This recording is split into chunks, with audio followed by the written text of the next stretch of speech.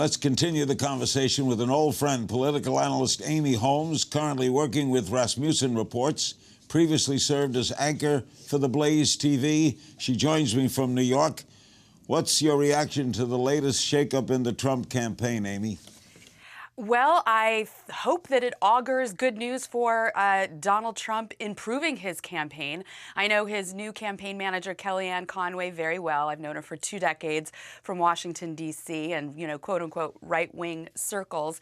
And I know Kellyanne to be a very thoughtful, sober, and center-right type of person and a pollster who knows the issues very well, inside and out. She used to work for Frank Luntz, so she knows how to frame issues and how to maybe move this campaign forward. Steve Bannon of Breitbart has never run a campaign, though. No, he hasn't. So that is, I think a bit of a wild card. With Kellyanne, you get the messaging, the framing, and it seems so far, in terms of Donald Trump, finally that presidential pivot that his former campaign manager, Paul Manafort, kept promising, but never seemed to be able to consistently deliver on. Donald Trump, the proof will be in the pudding if he's consistent. But when it comes to Stephen Bannon, I think the larger question is not just, is he simpatico with Donald Trump's world outlook, which a lot of conservatives seemed to believe when he was running Breitbart.com, but can he put together an on-the-ground campaign that's successful, that targets swing states, that gets ads on the air, that puts Donald Trump in venues where he can start to make inroads with those still very skeptical, centrist, independent voters that Donald Trump needs to win? Is there time enough to do that? I think there is, but they sure gotta, they gotta get going on it. And it didn't inspire confidence among Republicans that Donald Trump spent time in, of all states, Connecticut. No one thinks Connecticut is going to vote for a Republican in the Electoral College, is going to go to the blue side, or rather the red side of the column. So that seemed like a misfire.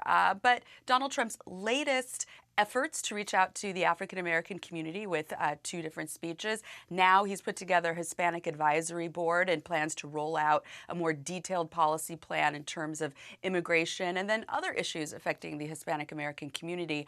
Maybe that's a way for them to try to get back on track towards 1600 Pennsylvania Avenue. How important will the debates be? They could be on pay-per-view.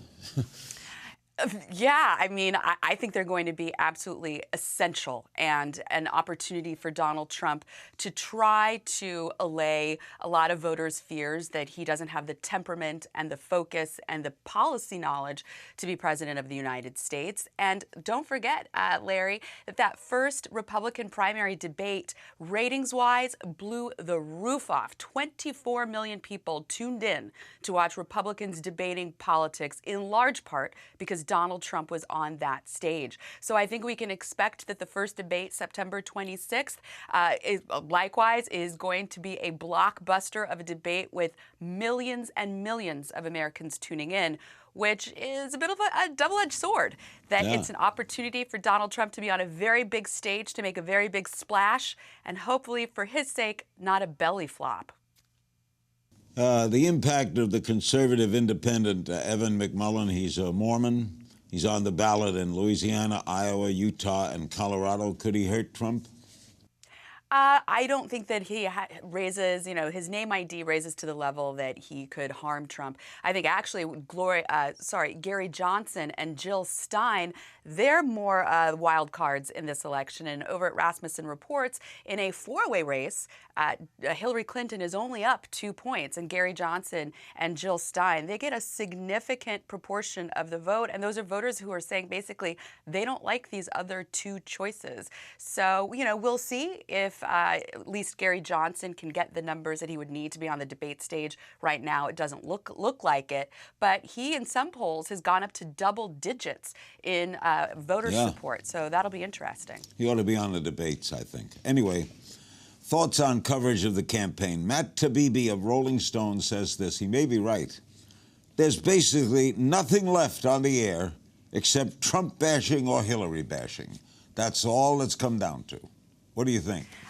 I think he's overstating it, that there's only Trump bashing on the air.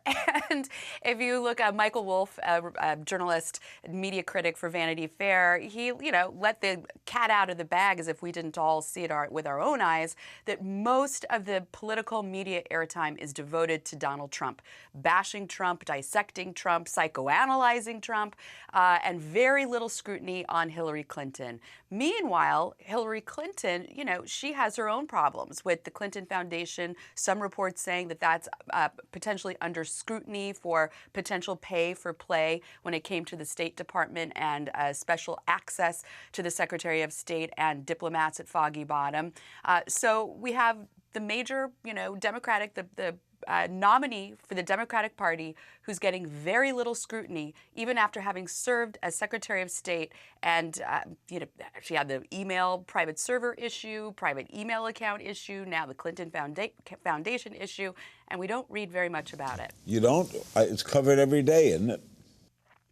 It's a blurb, but here we are spending most of our time talking about Donald Trump. When I'm on television, it's always Trump, Trump, Trump. Now, on the one hand, I understand that he's created all of these controversies, many of these controversies anyway, himself, by some of his more vitriolic language, his personal attacks, even this week, attacks on Morning Joe and Mika, the hosts of that show, attacking them personally. So he does draw the scrutiny to him, but so does Hillary Clinton, and I don't think she's getting it, and a lot of journalists agree with that. She hasn't held a press conference in 260 days.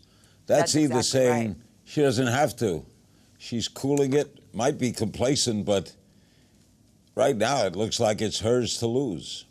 I think that's exactly right, Larry. She's not holding a press conference because she doesn't think she has to in order to reach voters. She doesn't need to put herself through that gauntlet.